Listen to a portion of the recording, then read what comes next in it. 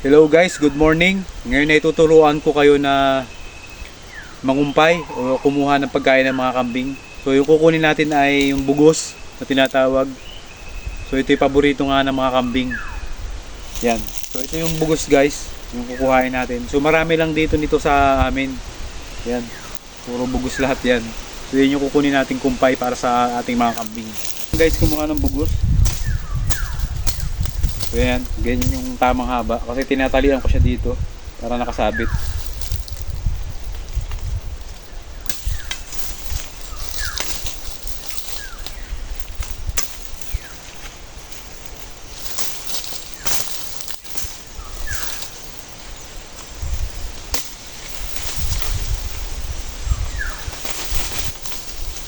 So ngayon guys ay tag-init nga kaya delikado sa ahas. Kaya dahan-dahan tayo sa gubat. So naglalabas ngayon yung mga ahas. Yan, kaya kung mapapansin nyo lagi akong mahaba ang suot na pajama. So itong pajama pala na ito guys, yung hindi kinakapitan na mangkit. So dito sa bukid napakaraming mangkit. So kapag ang suot yung pajama is yung yung parang cotton, mabilis siyang kapitan. So napakahirap magtanggal ng mangkit. Kaya ganito yung suot ko lagi. Para siyang yung tela niya parang payong. So madaling matanggal yung mga mangkit.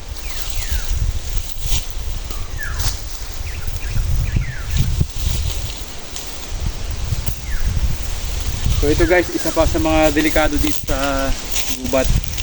So ang tawag dito sa amin ito ay ulat. Yan, napakatalas nito guys. Daig pa nito yung blade, lalo na kapag bagong ulan. So ito ang iingatan nyo dito sa gubat. Yan, napakatalas nito. So ito lagi yung nakakasugat sa akin, ganito. Kaya lagi akong mahaba yung saka nakapadyama. Ito yung mangkit guys. Ayan, merong yung mga bilog. So ito, mangkit din siya. So ito yung mas mahirap tanggalin. Kaya testingin natin. Yan o. Ang bilis siya kumapit. Yan, ganyan yung mangyayari kapag yung suot nyo, parang cotton. Suotin nyo dito. Hindi siya basta-basta kumakapit. Saka madali siyang tanggalin. Yun yung pinagkaiba ng So dito, napakahirap tanggalin yan, no? Lalo na kapag dumikit lahat.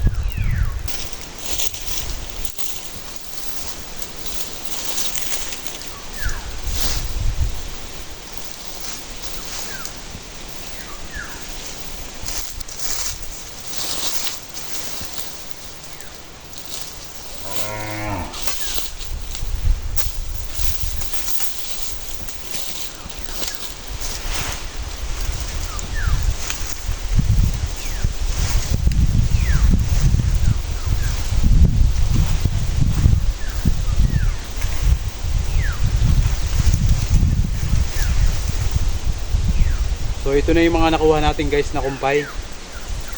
So dadalhin na natin dun sa bahay na kambing.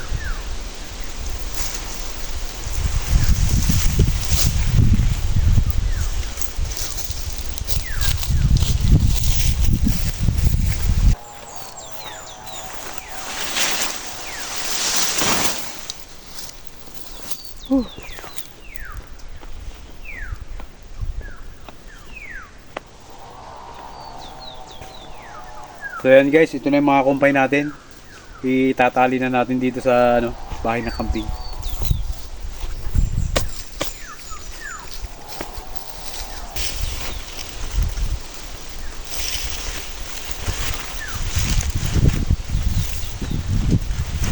So ganito guys yung paglalagay ng ng kumpay ng kambing, nakatali.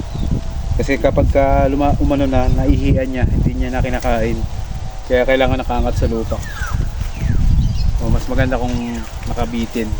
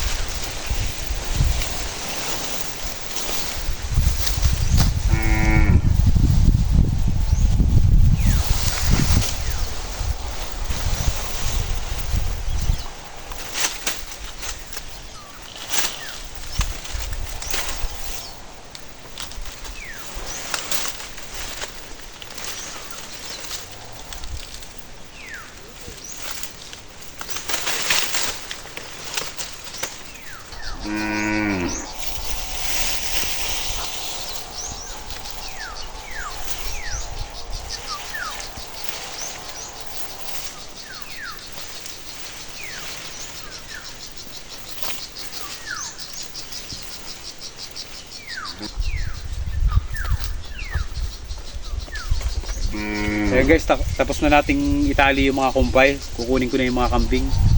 Mamaya kasi sobrang init na. Kaya mas maganda kung nakasilong lang sila dito. Kukunin ko na sa ulahan.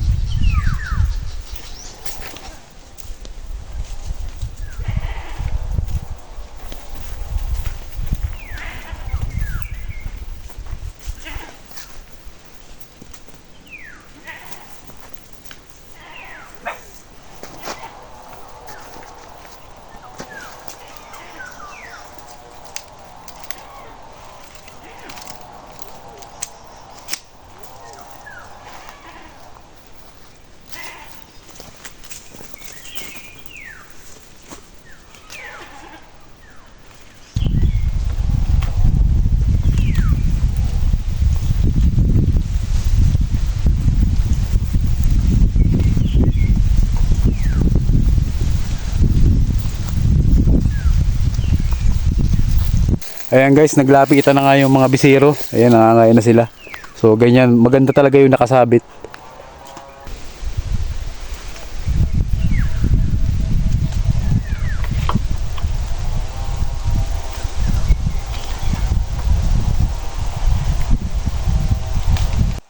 Ayan guys, maraming salamat sa panonood. So pauwi na ako ngayon sa bayan. Mag-e-edit naman ako sa TikTok. So ganito nga yung aking sa umaga. Nandito ako sa kambingan namin ng kapatid ko. Tapos sa hapon hanggang gabi nag-edit ako sa TikTok. So isa nga ako guys na affiliate sa TikTok. So kapag nga may gusto kayong bilhin, pwede kayong bumili sa shop ko. Hanapin nyo lang yung aking account, Ryan Mulyo. Search nyo lang. So may mga binebenta ako doon, baka may magustuhan kayo. So kagaya nito, bawal ng tubig. Tapos mga piyesa ng motor, pang classic, saka mga pang Thai concept meron ako.